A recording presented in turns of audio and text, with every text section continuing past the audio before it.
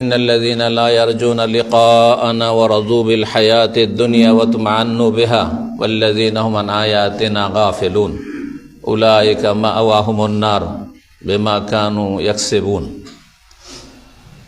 আল্লাহ রাব্বুল আলামিনের প্রশংসা এবং প্রিয় নবী সাল্লাল্লাহু আলাইহি ওয়াসাল্লামের প্রতি সালাতু সালাম সুন্নতি খুতবাতুল হাজায় পেশ করে আজকের জুমার খুতবায় যে বিষয় নিয়ে আপনাদের সামনে দু চারটি কথা এই জন্য বলতে চাইছি যে আমরা যাতে নিজেদের সংশোধন করতে পারি এবং নিজের অধীনস্থ যারা রয়েছে পরিবার পরিজন এবং আপনজন আত্মীয় স্বজন যারাই রয়েছে আশেপাশে পাড়া প্রতিবেশী দেশ জাতি যারা অনেকেই অজ্ঞতার কারণে বিভ্রান্ত হয়ে রয়েছে অথবা জানে তারপরেও বেআমল গাফেল উদাসীন হয়ে রয়েছে তাদের যাতে করে ইসলাহ হয় এবং আল্লাহ রাব্বুল আমাদের সকলকে যেন ইসলাহ সংশোধনের তৌফিক দান করেন। এটি হচ্ছে আম্বিয়া রসুলগণের মিশন। ইন উরিদু ইল্লাল ইসলাহ মাস্তাতা'তু মা তৌফিক ইল্লা বিল্লাহ। আমাদের উদ্দেশ্য একমাত্র একটি, সেটি হচ্ছে ইসলাহ করা, সংশোধন করা। বাঁকা হয়ে গেছেন, নিজেকে সোজা করে নেন। জি, আমি বাঁকা আছি, আমি নিজেকে সোজা করে নেব যদি বুঝতে পারি, টের পাই। যদি টের না পাই, বুঝতে না পারি, হিতাকাঙ্ক্ষী হয়ে ব্যক্তি জীবনে যদি ভুল ত্রুটি থাকে তাহলে একা একা বলে দিতে হবে, সমাজে নয়। কারণ সমাজে বললে সেটা নাসিহা হবে না, ফদিহা হয়ে যাবে। সমাজের সামনে ব্যক্তি জীবনে ভুল ত্রুটি যদি বলা হয় যেটা দ্বারা অন্য কোনো মানুষের ক্ষতি হচ্ছে না, সেটা যদি জনসমাজে বলেন, সবার সামনে, দুটো লোকের সামনে বলেন, তাহলে সেটা তার নসিহা করলেন না, উপদেশ দিলেন না, তার হিতাকাঙ্ক্ষী হলেন না, খায়ের খাহি করলেন না, বরং ফাজিহা করলেন, তাকে অপদস্থ লাঞ্ছিত করলেন। কিন্তু কিছু কিছু ভুলভ্রান্তি আছে যেগুলির দ্বারা অন্যরাও ক্ষতিগ্রস্ত। অল্প লোক হোক অথবা বেশি মানুষ হোক, সারা বিশ্বের মানুষ হোক, ক্ষতিগ্রস্ত।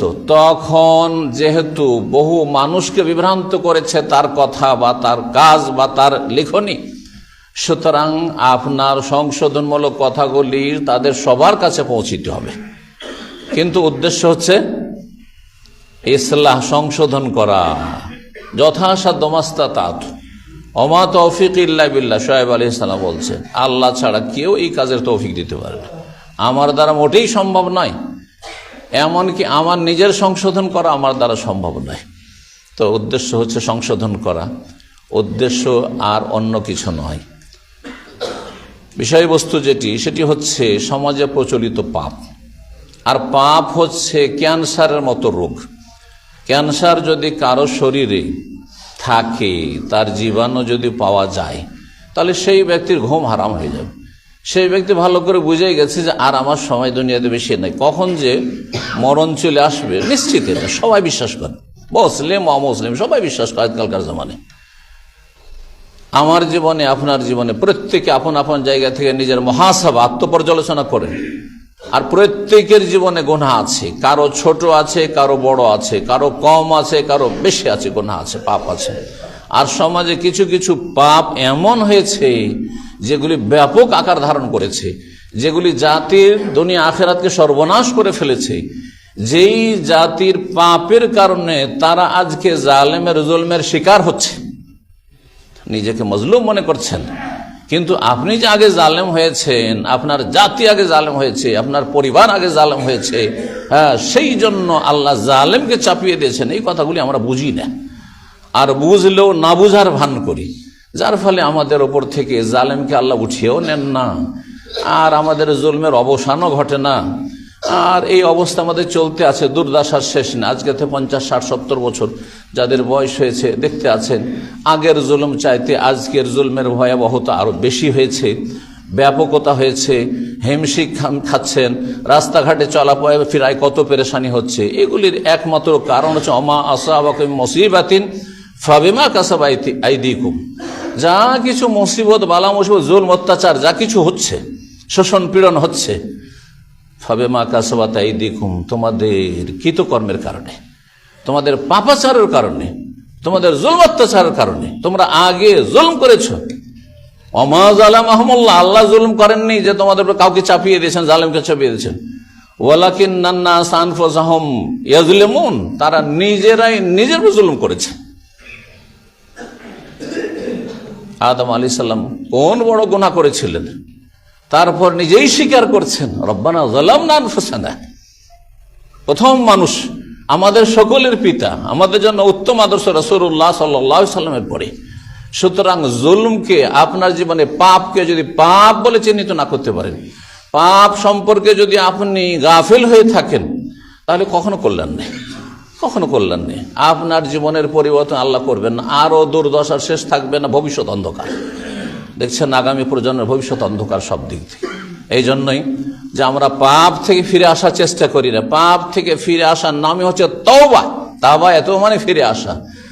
আর যে পাপ হয়ে গেছে সেই জন্য ইস্তিগফার, আল্লাহর কাছে ক্ষমা প্রার্থনা, ক্ষমা চাওয়া, এই দুটো বিষয় অত্যন্ত জরুরি।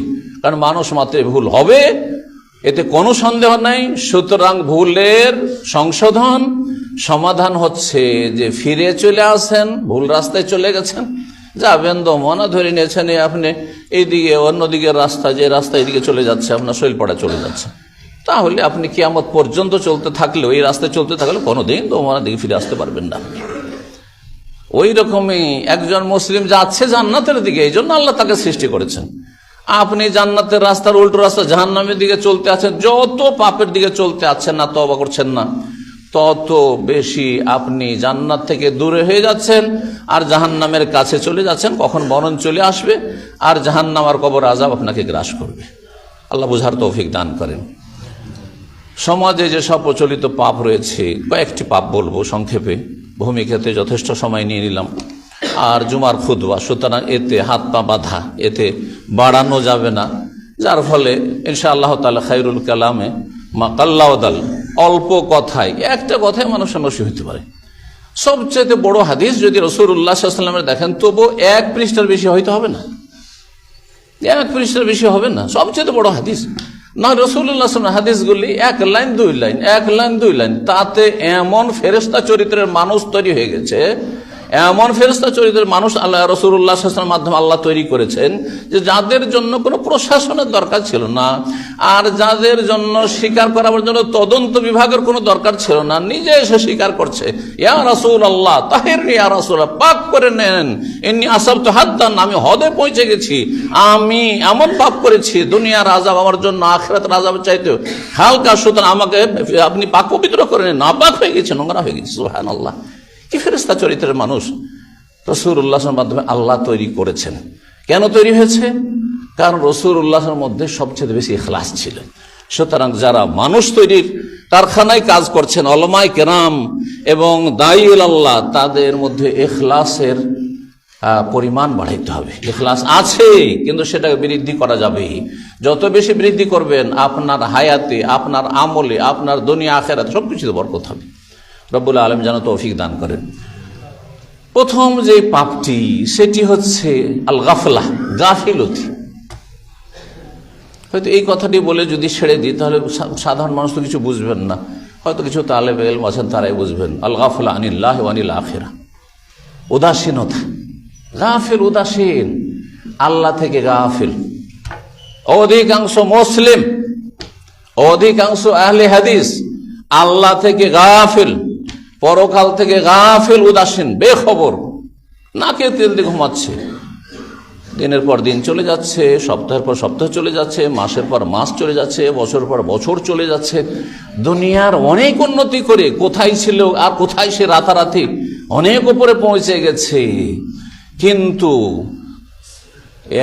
একবারও তার আল্লাহর কথা মনে পড়ে না, একবারও তার আখিরাতের কথা মনে পড়ে না, একবারও মরে যাব আমার কবরে কি হবে এই কথা মনে পড়ে না তার। এবং মনে পড়লেও ওই নাকের ডগায় মাছি বসার মতো, মাছি ভ্যান ভ্যান করার মতো, মাছি আসছে তাড়িয়ে দিলেন, কোনো পরোয়া করেন না।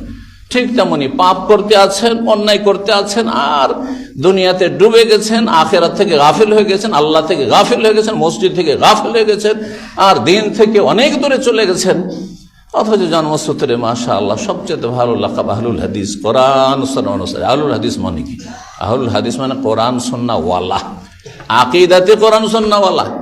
ইবাদত বন্দেগীতে কোরআন সুন্নাহওয়ালা, কোরআন হাদিসওয়ালা, আখলাক চরিত্রের লেনদেনে, সার্বিক জীবনে, ব্যক্তি জীবনে, পারিবারিক জীবনে, স্ত্রীর সাথে, ছেলেমেয়ের সাথে, বাপ মায়ের সাথে, আত্মীয় স্বজনের সাথে, পাড়া প্রতিবেশীর সাথে, তারপরে মুসলিম ভাই বোনদের সাথে, দেশবাসীর সাথে, অমুসলিমদের সাথে, সব ক্ষেত্রে কোরআন এবং হাদিসওয়ালা, যারা কোরআন এবং সুন্নাহর অনুসারী, নাম অনুযায়ী যদি কিছুটা কাজ থাকতো, কিছুটা কাজ বলতে ফরজ ওয়াজিবগুলি আদায় করতাম আমরা, আর হারাম নাজাইজ থেকে যদি বেঁচে থাকতাম, তাহলে আল্লাহর কাছে নাজাত পেতে কোনো অসুবিধা নেই। ভুল করার পরে এহসাস, অনুভূতি হচ্ছে যে ভুল হয়ে গেল, সুতরাং নিজেকে আপনি তিরস্কার করছেন, আপনি নিজেকে ধিক্কার দিচ্ছেন যে আমার দ্বারা কেন পাপ হয়ে গেল, আমি একজন আহলে হাদিস, একজন মুসলিম। আর তারপরে আপনি অনুতপ্ত, লজ্জিত হচ্ছেন আল্লাহর কাছে যে আল্লাহ, আমি অন্যায় কাজ করেছি, ভুল কাজ করেছি, নিজেকে লজ্জিত মনে করি আর অনুতপ্ত হয়ে মুখ দেখাবার মতো সবসময় আল্লাহ দেখছেন, আল্লাহ শুনছেন, আল্লাহ জেনে নিয়েছেন, দুনিয়া জানেন আমার পাপের কথা, কিন্তু রব তো আমার জানছেন। এগুলি আমাদের মধ্য থেকে হারিয়ে গেছে, এগুলো হারিয়ে গেছে, এমন গাফিলতি ছেয়ে গেছে যে গাফিলতির পরিণাম জাহান্নাম। আল্লাহ রাব্বুল ইরশাদ করেন সূরা ইউনূসের একটি আয়াতে, ইন্নাল্লাযীনা লা ইয়ারজুনা লিকানা, কয়েকটি দোষ, মানুষের কয়েকটি বদ স্বভাবের কথা আল্লাহ আয়াতে বলেছেন। অত্যন্ত গুরুত্বপূর্ণ আয়াত। উলামাদেরকে বলবো, মাদ্রাসা তালিব ইলমদেরকে বলবো তাদাব্বুরে কোরআন করার জন্য। শুধু কোরআনের তরজমা পড়া নয়, আর কোরআন পড়ে শুধু এক অক্ষরে 10 নেকি নেওয়া নয়, আর কোরআন পড়ার পরে তাফসীর বুঝি আমি, এই দাবি করা নয়, আর কোরআন পড়ে খুব সুর ধরে ওয়াজ করতে হবে, এটা নয়। এতে কিছু হবে না, আপনার অন্তরে পরিবর্তন হবে না, আপনার লাইফ চেঞ্জ হবে না, আপনার জীবনে ইসলাহ নেমে আসবে না, আপনি সোজা হবেন না, ওই বক্র পথে আছেন, বক্র পথের থেকে যাবেন, টেরা হয়ে আছে, টেরা হয়ে থেকে যাবেন। সোজা হইতে আপনাকে, সোজা যদি হইতে হয় কি করতে হবে? তাদাব্বুরে কোরআন করতে হবে, কোরআন গভীরভাবে অধ্যয়ন করতে হবে।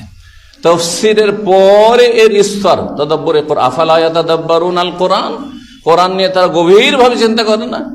এক শ্রেণী মনে করে তাদাব্বুরে কোরআন মানে সায়েন্স আর টেকনোলজি। কোরআন সায়েন্স শেখাবার জন্য আসেনি। কোরআনে সায়েন্সের কথা থাকতে পারে, কিন্তু মুখ্য উদ্দেশ্য সায়েন্স শেখার নয়, বরং সেগুলি দিয়ে আল্লাহকে চেনা না। সেগুলির মাধ্যমে আয়াতে কওনিয়া, সৃষ্টিগত নিদর্শনের মাধ্যমে, এবং আপনার আয়াতের শারঈয়ার মাধ্যমে, ওই ইলমুল ওয়াহির মাধ্যমে রবের সাথে পরিচিত করিয়ে দেওয়া, পরিচিতি যেন হয়ে যায় আমাদের, রবের সাথে আমাদের যেন সম্পর্ক ভালো হয়ে যায়। তো আল্লাহ বলছেন ইন্নাল্লাযীনা লা ইয়ারজুনা লিকাআনা, আয়াতটি একটু গভীরভাবে একটু চিন্তা করে দেখেন। কয়েকটি দোষের কথা আল্লাহ বলছেন।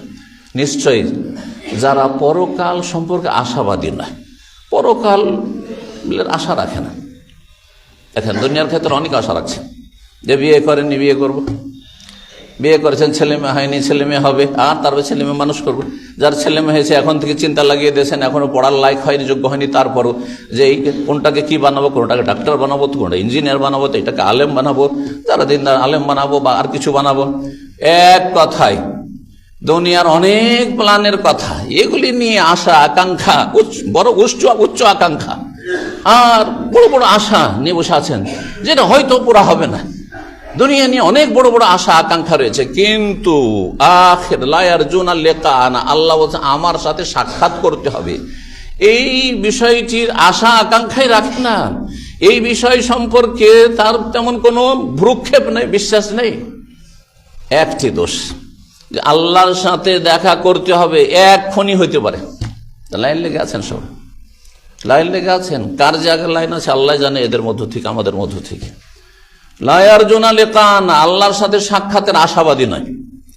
ওয়া রাদু বিল হায়াতিদ দুনিয়া, দুনিয়া পার্থিব জীবনে যা কিছু পেয়েছে, সুখ শান্তির সামগ্রী, ধন জন, বাড়ি গাড়ি নারী যা পেয়েছে, জমি জায়গা যা কিছু পেয়েছে, নেতৃত্ব পেয়েছে, তাতেই সে সন্তুষ্ট হয়ে গেছে, মন ভরে গেছে, তার মন ভরে গেছে, সুখে শান্তিতে সে বিভোর হয়ে গেছে। ও রাদু বিল হায়াতিদ দুনিয়া। দ্বিতীয় দোষ, দুনিয়া পেয়ে আপনি খুব আমোদ ফুর্তি করবেন না। দুনিয়া পেয়েছেন, আপনি মনে করবেন যে আমি খুব সুখী হয়ে গেছি। না না না, কিছুই না।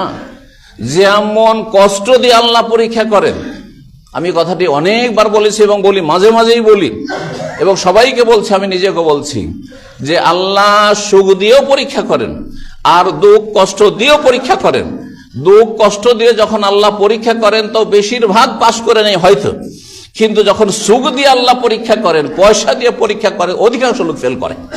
এটা বাস্তব সত্য। আপনি যদি আপনি চিন্তা করে দেখেন তাহলে দেখবেন যে যাদেরকে আল্লাহ ধন দৌলত রাজনীতি আর নেতৃত্ব এসব দিয়ে পরীক্ষা করছেন, পয়সা কোথায় রাখবে দিশেহারা, কি করবে দিশেহারা, তাদেরকে আল্লাহ পরীক্ষা করে না বললো বিশাররি ওয়াল খাইরি ফিতরা, ভালো মন্দ সুখ দুঃখ দুটো দিয়ে আল্লাহ পরীক্ষা করছেন। অধিকাংশগুলো ফেল করে যাবে পয়সার কারণে, ধন দৌলতের দুনিয়ার নেতৃত্বের কারণে ইত্যাদি ইত্যাদি। কিন্তু যারা গরিব, যারা ধাক্কা খেয়েছে, স্ত্রী মারা গেছে, সোজা হয়ে গেছে, খানিকটা বাঁকা ছিল সোজা হয়ে গেছে, স্বামী মারা গেছে সোজা হয়ে গেছে, একটা ছেলে মেয়ে মারা গেছে সোজা হয়ে গেছে, ইত্যাদি ইত্যাদি। ভাই মারা গেছে, আরে এইরকম ছিল আমার ভাই, তারপর মারা গেল তো সুস্থ, আমি তো অসুস্থ, কখন মরে যাবো। তো বালা মুসিবতে মানুষ বেশি পরীক্ষায় পাশ করতে পারে, কিন্তু সুখ হলে বেশি পাশ করতে পারে। ওয়ারাযুবিল হায়াতে দোষ হচ্ছে যে দুনিয়া পেয়ে সন্তুষ্ট হয়ে যান, না না না, আখিরাত পেয়েছেন কিনা। এই জন্য আজকে সকালবেলায় একজন বলছেন যে অমুকের ছেলে উকিল হয়েছে, অ্যাডভোকেট হয়েছেন হাইকোর্টের।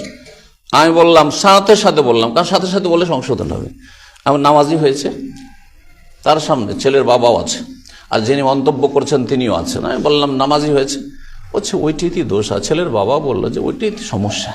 আমি বললাম কিছুই হয়নি, কিছুই হয়নি, লাভ কি। সবসময় আমি একটি কথা বলি, মুসলিম হয়ে যদি না থাকতে পারে আর সে যদি দেশের মালিক হয়ে যায় তো উম্মতে মুসলিম আর কি লাভ হলো, তার দ্বারা কি লাভ হলো, আর বাপ মায়ের বা কি লাভ হলো। আওয়ালাদিন সালেহিন ইয়াদুল্লাহ, এ কথা বললে ছেলে হইলেই জান্নাতে পাঠিয়ে দেবে, আপনি মরে যাবেন আমি মরে যাব, আর ছেলে মেয়ে থাকলে ওরা জান্নাতে পাঠিয়ে তার ওদের দুয়া কাজের না। আওয়ালাদিন সালেহিন, নেক সন্তান যদি রেখে দিতে পারেন, আর নেক হওয়ার জন্য সর্বনিম্ন যেটা লাগবে সেটা হচ্ছে সহি আকীদা লাগবে। আকীদা যেন শিরক না থাকে, কুফরি না থাকে, নাস্তিকতা না থাকে, সেকুলারিজম না থাকে। হ্যাঁ, ধর্ম তোমার ধর্ম তুমি করো, আমাকে বলতে আসবে না, ধর্ম এখানে এখানে আছে। বড় বড় মাস্টার, হাই স্কুলের মাস্টার, হেডমাস্টার, আমার সেই প্রথম কালে দাওয়াতের মাঝে প্রথম কালে আমার সাথে দেখা করতে এসে বলছে, আলোচনা চলছে কোনো এক জায়গায়, কোনো একটা এই পশ্চিমবঙ্গের মধ্যে বলছি, এসে বলছে যে ধর্ম তো নিজের ব্যাপার, এখানে ধর্ম তো এখানে, আপনার ইমান, আপনার এই ইমান কবুল হবে না আল্লাহর কাছে। এইরকম কোয়ালিটির আহলে হাদিস কোনোদিন জান্নাত পাবেন না। ভালো করে শুনে রাখেন যে এইখানে শুধু ইমান আছে, যে সব জায়গায় ইমান থাকতে হবে। যে তো আকীদা ঠিক হইতে হবে আর নামাজি হইতে হবে।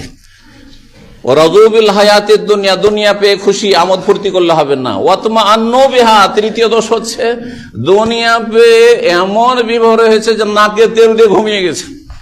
ইতমিনান, কি যে শান্তি ভোগ করছে, পয়সাতে শান্তি, দুনিয়ার প্রভাবে শান্তি, না না না, এতে শান্তি নেই, এতে আপনি শান্তি না। আপনার এটা হচ্ছে মামার, দারুল মামার, আপনি এদিকে যাচ্ছেন আপনি জান্নাতের দিকে অথবা জাহান্নামের দিকে যাচ্ছেন আপনি। এটাকে আপনার গন্তব্যস্থান 5 স্টার হোটেল মনে করবেন না। আপনি নিজের বাড়ি যদি আপনার খড়ের বাড়িও থাকে, টিনের বাড়িও থাকে, আর কখনো কারো পয়সাতে 5 স্টারও থাকে না, আর যাবো না 5 স্টার না, শান্তি নেই সেখানে। ঠিক ওই রকমই দুনিয়া, এখান থেকে আপনাকে জান্নাতে যাওয়ার জন্য চেষ্টা করতে হবে, তাহলে সফলতা। তারপর আয়াতিনা গাফিলুন, আর যারা আমার আয়াত থেকে, বিধিবিধান থেকে, আল্লাহ বলছেন গাফিল, উলাইকা মাওয়াহুমুন নার। গাফিলতি বলছিলাম প্রথম পয়েন্ট আমার। যদি জীবনে গাফিলতি, আল্লাহ থেকে গাফিল, হালাল হারামের ক্ষেত্রে গাফিল, 5 ওয়াক্ত নামাজ থেকে গাফিল, ফরজ ওয়াজিব থেকে গাফিল, আর মানুষের হক আদায় করা থেকে গাফিল, আল্লাহর হক মানুষের হক থেকে গাফিল, যদি গাফিল হয়ে যান তাহলে উলাইকা মাওয়াহুমুন নার, তাদেরই ঠিকানা তো হচ্ছে জাহান্নাম। আল্লাহ বলছেন তাদেরই জায়গা তো জাহান্নাম। জাহান্নাম কাদের, ভালো করে বুঝেন না। জাহান্নামে যারা যাবে কারা? ইন্নাল্লাযীনা লা ইয়ারজুনা লিকাআনা ওয়া রাযুবিল হায়াতিদ দুনিয়া ওয়া তামান্নু বিহা ওয়াল্লাযীনা আন আয়াতিনা গাফিলুন। যারা গাফিল, এই 4টি দোষ যাদের মধ্যে আছে এরাই হচ্ছে জাহান্নামী। আল্লাহ বলছেন কি জন্য? বিমা কানু ইয়াকসিবুন, তাদের পাপের কারণে, তাদের অন্যায়ের কারণে। আল্লাহ যেন গাফিলতি দূর করার তৌফিক দান করেন। শেখুল ইসলাম মুহাম্মদ আব্দুল্লাহ রাহিমাহুল্লাহ যে গুরুত্বপূর্ণ 10টি ঈমান ভঙ্গের কারণ বর্ণনা করেছেন, তার মধ্যে একটি গুরুত্বপূর্ণ ঈমান ভঙ্গ। ঈমান ভঙ্গর বিষয়টি অন্যরা তো মযহাবিরা তো বুঝেই না, মুকাল্লিদিনরা, এমনকি আহলে হাদিসরাও বুঝে না, জনসমাজ বুঝে না। আরব দেশ ছাড়া এই দেশে আহলে হাদিস ওই আলেম আর মাদ্রাসার সিনিয়র ছাত্র ছাড়া ঈমান কিছু তো নষ্ট হয় এটা বুঝে না। নামাজ নষ্ট হয় বুঝে, রোজা নষ্ট হয় বুঝে, উজু নষ্ট হয়ে গেল, হাওয়া খারিজ উজু নষ্ট হয়ে গেল বুঝে, এটা আমাকে ঘুম চলে এসেছিল, একটু বসে থাকতে তো গভীর ঘুম চলে এসেছিল, উজু নষ্ট হয়ে যায়, এগুলো বুঝে। কিন্তু ঈমান নষ্ট হয় কিসের? আবার বাপ দাদা মুসলমান হিসেবে ঈমান কিসের নষ্ট হয়? ঈমান যেসব 10টি কারণে নষ্ট হয় তার একটি গুরুত্বপূর্ণ কারণ হচ্ছে আল ইরাদ আন দীনিল্লাহ, আল্লাহর দিনকে এড়িয়ে যাওয়া, আল্লাহর দিন থেকে মুখ ফিরিয়ে নেওয়া। কিভাবে মুখ ফিরিয়ে নেয়? এই নয় যে মুরতাদ হয়ে গেল, সে নাস্তিক হয়ে গেল, ঘোষিত নাস্তিক, বরং এতটাই যথেষ্ট। লা ইয়াতাআল্লামু, দিন শিখলো না, জানেও না, নামাজের তরিকাও, ফরজ ওয়াজিব হালাল হারাম জানলোই না, আকীদা জানলো না, ঈমানের খুঁটি কয়টি তাই শিখলো না, ইসলামের খুঁটি কয়টি তাও শিখলো না। লা ইয়াতাআল্লামু ওয়া লা ইয়ামালু বিহি, জীবনেও ঈমান ইসলামের কোনো আমলই করলো, নামাজই পড়ে না, ওই জুমা একটি করে জুমা পড়ে, 5 ওয়াক্ত নামাজ কিছুই পড়ে না সে। লা ইয়াতাআল্লামু ওয়া লা ইয়ামালু বিহি, এটা হচ্ছে ঈমান ভঙ্গকার। মুসলিম না সেই ব্যক্তি, ইসলামে ঢুকেছিল জন্মসূত্রে, আর এক রাস্তা দিয়ে বেরিয়ে চলে গেছে, ইসলাম থেকে খারিজ হয়ে গেছে। আল্লাহ বুঝার তৌফিক দান করেন। কথা লম্বা হয়ে যাচ্ছে। 2 নম্বর যে দোষটি বলবো বা পাপটি বলবো মুসলিম সমাজে বা রোগ, যেই রোগে সুবহানাল্লাহ কি মযহাবিরা আর কি আহলে হাদিস সমানভাবে আক্রান্ত, এই ক্যান্সারে, তা হচ্ছে বেনামাজি হওয়ার রোগ। আহলে হাদিসের আপনি গ্রামে একটি গ্রামের বা একটি পাড়ার শুধু আপনি পরিসংখ্যান বের করেন, আপনি পার্সেন্টেজ বের করেন, প্রত্যেক বাড়ি ঢোকেন যে কয়জন মহিলা নামাজ পড়ে আর কয়জন পুরুষ নামাজ পড়ে, দেখবেন শতকরা 95-এর বেশি পাবেন, 95-এর বেশি আপনি বেনামাজি পাবেন। আর 5 জন কায়েমি 5 ওয়াক্ত নামাজি পাওয়া মুশকিল হয়ে যাবে। এই 5 জন নামাজের মধ্যে কিছু বেদাতি নামাজি আছে, 5 জন নামাজের মধ্যে আবার কিছু আছে 50-50 নামাজি আছে, মাঝে মাঝে ছাড়েও, 4 ওয়াক্ত পড়ে, ফজর পড়ে না, পড়ে কিন্তু জামাতে আসে না। জি, তো এই নামাজ ছাড়া কি আর জান্নাত পাওয়া যায়? অসম্ভব কথা। আহলে হাদিস সমাজে এই দাওয়াতটি খুব বেশি দিতে হবে যে নামাজ ছাড়া জান্নাত নেই, আর নামাজ না পড়লে ইসলাম থাকে না, এটা বলতে হবে, ভালো করে বুঝিয়ে দিতে হবে। এতে কোনো বাড়াবাড়ি অতিরঞ্জন নেই। আর মান ক্বালা লা ইলাহা ইল্লাল্লাহ দাখালাল জান্নাহ, এর ব্যাখ্যার প্রয়োজন রয়েছে। জান্নাত এত সস্তা নয় যে মুখে কলমা পড়ে নিলাম বা বাপ দাদা থেকে লা ইলাহা ইল্লাল্লাহ পেয়ে গেছি, জান্নাত পেয়ে গেলাম, কখনো জান্নাত পাওয়া যাবে না। জান্নাতের চাবি হচ্ছে লা ইলাহা ইল্লাল্লাহ, আর ওই চাবির লোহাটা হচ্ছে লা ইলাহা ইল্লাল্লাহ। আর যদি শুধু লোহা থাকার দাঁতগুলি না থাকে, যতটা দাঁতের প্রয়োজন তালা খোলার জন্য ততটা দাঁত যদি না থাকে ছোট বড়, তাহলে কোনোদিন তালা খুলবেন না। ঠিক ওই রকমই সাল্লাফগণ ভালো করে বুঝিয়েছেন যে লা ইলাহা ইল্লাল্লাহ হচ্ছে মিফতাহুল জান্নাহ, আর ওয়ালাহা আসনান, আর যে কোনো চাবির দাঁত লাগে তাহলে তালা খুলবে, না হলে খুলবেন না। আর সেই দাঁতগুলির গুরুত্বপূর্ণ একটি দাঁত হচ্ছে 5 ওয়াক্ত সালাত, গুরুত্বপূর্ণ হচ্ছে রমজান মাসের 30টি বা 29টি সিয়াম, রমজান মাসের পুরো সিয়াম, এই আধা আধি মাঝে মাঝে রাখলে হবে না। গুরুত্বপূর্ণ একটি দাঁত হচ্ছে যাকাত আদায় করা। অনেক পয়সা আছেন, কোথায় যাকাত দিচ্ছেন? ওই গরিবগুলো গরিব হয়ে আছে কেন? বিধবা খেতে পায় না কেন? ইয়েতিমগুলি অসহায় কেন? ভিক্ষুক কেন মুসলিম সমাজে থাকবে এত পয়সাওয়ালা থাকতে? তার মানে যাকাতের নামে খেলতামাশা করা হচ্ছে, যাকাত ঠিকভাবে আদায় করা হয় না। আল্লাহ যেন বোঝার তৌফিক দান করেন। সালাত ছাড়া কোনো নাজাত নেই। সালাত মুসলিম আর কাফেরের মাঝে পার্থক্যকারী। আর ফজরের সালাত, ফজরের নামাজ খাঁটি মুসলিম আর মোনাফিকের মাঝে পার্থক্যকারী। ফজরের নামাজ যদি মসজিদে আসে তাহলে মোনাফিকই মুক্ত, আর ফজরের নামাজ যদি কেউ না আসে তাহলে জানতে হবে যে তার মধ্যে নেফাক আছে, মোনাফিক। জি, সবচেয়ে ভারী নামাজ মোনাফিকের জন্য রাসূলুল্লাহ বলেছেন এশার নামাজ এবং ফজর নামাজ। আজকালকার জামানে এশার চাইতে ভারী হচ্ছে অন্য নামাজ, আসর নামাজ। দুপুরবেলা ঘুমিয়ে যায়, তখনকার যুগ অন্ধকারের যুগ ছিল। কথা না বাড়িয়ে একটি কথা শুধু সালাত সম্পর্কে বলবো, ফজরের নামাজ যদি পড়েন, পাবন্দির সাথে যদি পড়তে পারেন, অন্য কোনো নামাজ ছুটবে না। আর যদি ফজর আপনি পাবন্দি করতে পারেন তাহলে মনে রাখবেন যে মান সাল্লাল বারদাইন দাখালাল জান্নাহ, রাসূলুল্লাহ সহিহ বুখারী হাদিস। যদি আসরের নামাজের হেফাজত করতে পারেন আর ফজর যদি জামাতে মসজিদে পড়তে পারেন তাহলে জান্নাতে যাবেন, কখনো জাহান্নামে যাবেন না। নবী সাল্লাল্লাহু আলাইহি ওয়াসাল্লাম বলেছেন লাইয়ালে জান্নার, কখনো জাহান্নামে যাবেন না ওই ব্যক্তি মান সাল্লা কাবলা তুলুই শামস ওয়া কাবলা গুরুবিহা, যে ব্যক্তি সূর্য ডুবার আগের নামাজ পড়ে আর সূর্য ওঠার আগের ফজর আর আসর এই দুটো নামাজ যে কায়েমি নামাজ পড়ে সেই ব্যক্তি অন্য কোনো নামাজ ছাড়তে পারে না। রব্বুল আলামিন যেন তৌফিক দান। জান্নাতে যাওয়ার যদি আশা থাকে আর ঈমান ইয়াকিন থাকে এবং জান্নাত যদি উদ্দেশ্য থাকে তাহলে অবশ্যই আখিরাত যদি বিশ্বাস থাকে তাহলে অবশ্যই নামাজি হবেন। বেনামাজি কোনোদিন আহলে হাদিস হতে পারে না, বেনামাজি কখনো মুসলিম থাকতে পারে না, বেনামাজি কখনো মুনাফিকি মুক্ত হতে পারে না। আল্লাহ বুঝার তৌফিক দান করেন। তৃতীয় রোগ যেটি বলবো সেটি হচ্ছে বিভিন্ন হারাম খাওয়ার রোগ, বিভিন্নভাবে বহুমুখী হারাম খাওয়ার রোগ। তার মধ্যে একটি গুরুত্বপূর্ণ হারাম, যা হারাম তা সব হারাম, কিন্তু সবচেয়ে গুরুত্বপূর্ণ যেসব হারামগুলি রয়েছে, যেগুলি কাবিরা, যেগুলি ধ্বংসাত্মক গুনাহ, তার একটি ধ্বংসাত্মক গুনাহ হচ্ছে সুদ খাওয়া। আজকের জুমার বিষয়বস্তু এখান থেকে আমাকে মেসেজ করলো হোয়াটসঅ্যাপে এক ভাই যে হ্যাঁ সুদ সম্পর্কে আলোচনা। আমি বললাম সুদ, একটা সুদ নিয়ে আলোচনা করে হয়তো সমাজে 10 জন সুদখোর আছে, হ্যাঁ ওদেরই সংশোধন হবে, আর বাকি শতকরা 95 যে বেনামাজি ওদের কি সংশোধন হবে, শতকরা 98 যে বা 95 যে আখেরাত থেকে গাফেল এগুলোর কি করে সংশোধন হবে, আরো যে মেলা রোগ আছে আর সেই রোগগুলির কি করে চিকিৎসা হবে। সুতরাং শুধু সুদ বলবো না, সমাজে প্রচলিত যেসব পাপ সেগুলি নিয়ে আলোচনা করবে। এই সুদ নবী সাল্লাল্লাহু আলাইহি ওয়াসাল্লাম বলেছেন সেটি হচ্ছে 7টি মুবিকাত, ধ্বংসাত্মক গুনাহ, দুনিয়া ধ্বংস করবে। আপনি মনে করেন না যে পয়সা বেশি হয়ে গেল আমার সুদ খেয়ে, বরং সুদের পয়সা আপনি ভোগ করতে পারবেন না, আপনার হাসপাতাল ভোগ করবে, আর না হলে কোনো জালেমে ভোগ করবে। আপনার বাড়ি ঘর আপনি, আপনার ছেলেমেয়েরা ভোগ করতে পারবে না, আপনার জমি জায়গা ধন সম্পদ আপনার ছেলেমেয়েরা, আপনার প্রজন্ম ভোগ করতে পারবে না, পরে কেউ ভোগ করবে, অথবা আপনাকে বাধ্য হয়ে কাউকে দিয়ে আসতে হবে। আল্লাহ যারা বোঝার তৌফিক দান করেন। যারা সুদ খায় বা সুদের কারবার করে, সুদের ওপর টাকা নিয়ে আসে, শোনেন অনেকে আছেন লোন নিয়ে আসেন, স্বেচ্ছায় নিরুপায় নয়, লোন নিচ্ছেন আপনি দুনিয়ার বেনিফিটের জন্য।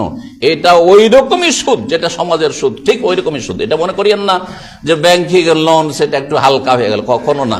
আর মনে রাখবেন এতে কোনো বরকত নেই, আপনার শরীর স্বাস্থ্য বরকত থাকবে না, বিভিন্ন রোগে আর মানসিক আর শারীরিক রোগে পেরেশান থাকবেন আপনি, পারিবারিক অশান্তি থাকবে, ছেলে মেয়ে সব হারাম খেয়ে অসৎ পয়দা হবে, আর তারপরে দুনিয়া আখেরাতের যে বহু ক্ষতির দিক রয়েছে সেগুলো যদি একটু বুঝতেন তো কখনো সুদখোর হইতেন না, সুদ খেতেন না। যারা সুদ খায়, সুদি কারবার করে, ভালো করে শুনে রাখেন, তাদের বিরুদ্ধে আল্লাহ এবং রসুলের যুদ্ধের ঘোষণা আছে। সামান্য ব্যাপার, কোরআনে কারীমের কথা। আল্লাহ বলছেন যে সুদ যদি না ছাড়ো, সুদি কারবার না ছাড়ো, সুদ নেওয়া দেওয়া যদি না বাদ দাও, তাহলে ঘোষণা শুনে নাও বেহারবিন, যুদ্ধের। আল্লাহর যুদ্ধ মানে কি? আল্লাহ দুনিয়া আখিরাত সব বরবাদ করে দিবেন, আপনার দুনিয়া আখিরাত সমস্ত ধ্বংস। আল্লাহর যুদ্ধের ঘোষণা সামান্য কথা, একটি কথা হিদায়াতের জন্য যথেষ্ট, সুদ থেকে ফিরে আসার জন্য একজন মুসলিমের যথেষ্ট। যদি আল্লাহ বিশ্বাসী হয়, মান কানা ইউমিনু বিল্লাহি ওয়াল ইয়াউমিল আখির, বহু আয়াত এবং হাদিসে রয়েছে এই জন্য যে আল্লাহতে বিশ্বাস আছে কিনা আর আখিরাতে আপনার বিশ্বাস আছে কিনা, এই বিষয়টি অত্যন্ত গুরুত্বপূর্ণ। না হলে আপনি সুদখোর হতেই পারেন না। আপনি আল্লাহ আপনার বিরুদ্ধে যুদ্ধের ঘোষণা করছেন। এ কোনো সরকারের যুদ্ধ নয়, আর কোন একটা বংশের যুদ্ধ নয়, রবের যুদ্ধ আপনার বিরুদ্ধে রয়েছে, হে সুদখোর।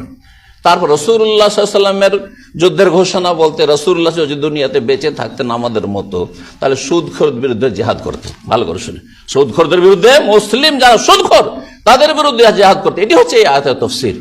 এই জন্য আল্লাহ রাব্বুল যেন তওবা করে ফিরে আসার তৌফিক দান করেন। 4 নম্বর যে রোগটি বলবো মুসলিম সমাজের, সেটা হচ্ছে মানুষ মরে যাওয়ার আগে অথবা মরে যাওয়ার পরে যারা ওয়ারিসের উত্তরাধিকারী রয়েছে তাদের কিছু মানুষকে বঞ্চিত করা, কিছুকে উদ্ধার করে দেওয়া, আর কিছুর হক মারা, আর বিশেষ করে মেয়েদের হক মারা আর বোনদের হক মারা। আমি তো মনে করি এই ক্ষেত্রে শতকরা একজন আহলে হাদিস হয়তো পাশ করবে আল্লাহর কাছে, 99 জন ফেল। অনেকে হয়তো বলবেন হ্যাঁ যে না আমি তো মাঠের জমি দেন, আপনি আপনার ডিহি মাটি ভিটা মাটি আপনার ছেলেদের জন্য বরাদ্দ, আপনার রোড সাইডে যেগুলো দোকান বাজার হবে, যেগুলো দামি দামি জায়গা, সেগুলি আপনার ছেলেদের জন্য আপনি একবার সুরক্ষিত করে রেখেছেন। আর যদি মেয়েকে দেনও, খুব ভালো মানুষ, মাঠের জমিগুলো দিয়েছেন, অথবা মাঠে বড় বড় দাগ যেগুলো রয়েছে সেই জমিগুলো দেবেন না আপনি, ওই যেগুলো এইদিকে সেদিকে ছড়িয়ে ছিটিয়ে আছে আর সেগুলো মরা জমি, সেগুলো দেবেন আপনি, 9-6 করে দেবেন আপনি। বহু রোগ এই ক্ষেত্রে রয়েছে। আমি এই বিশ্বাস করি আহলে হাদিস সমাজের অধিকাংশ মানুষ জাহান্নামে যাবে বান্দার হক নষ্ট করার ক্ষেত্রে, আর বিশেষ করে মেয়েদের হক মারার ক্ষেত্রে। ভালো করে শুনে রাখেন। জি, আল্লাহ রাব্বুল আলামিন ইন্নাল্লাহ কাদ আতা কুল্লা জি হাক্কিন হাক্কাহু, নবী স্যার বলছেন আল্লাহ সবার পাওনা ঠিকভাবে দিয়ে দিয়েছেন। এবং এই মিরাজ ধন সম্পদের বন্টন কোন আলেমের ওপর আল্লাহ ছেড়ে দেননি, এমনকি রসুলের ওপর ছেড়ে দেননি সাল্লাল্লাহু আলাইহি ওয়াসাল্লাম, স্বয়ং আল্লাহ তাকসিম করে দিয়েছেন, ভাগ করে দিয়েছেন। সূরা নিসা পড়ে দেখুন, পুরো একটা রুকুতে আল্লাহ রাব্বুল আলামিন, কয়েকটি আয়াত আল্লাহ রাব্বুল আলামিন ইউসিকুমুল, আল্লাহর ওসিয়ত, আল্লাহর নির্দেশ, আল্লাহর হুকুম, লিযাকারি মিসলু হাযযিন উনসা, ছেলেকে 2 ভাগ দাও আর মেয়েকে 1 ভাগ দাও। 3টে দোকান আছে, 2টো দোকান তোমার ছেলেকে দাও, 1 ছেলেকে দাও, 1টি মেয়ে আর 1টি ছেলে আছে, তাহলে একটি দাও। এইভাবে ভাগ করতে হবে। যেহেতু ছেলেদের দায়িত্ব বেশি রয়েছে সেজন্য তাকে ডবল দেওয়া হয়েছে। কিন্তু আপনি সেখানে 9-6 করবেন, আগে থেকে ছেলেদেরকে লিখে দিয়ে দেবেন। দুনিয়াতেও কঠিন শাস্তি রয়েছে আর আখিরাতেও কঠিন শাস্তি রয়েছে।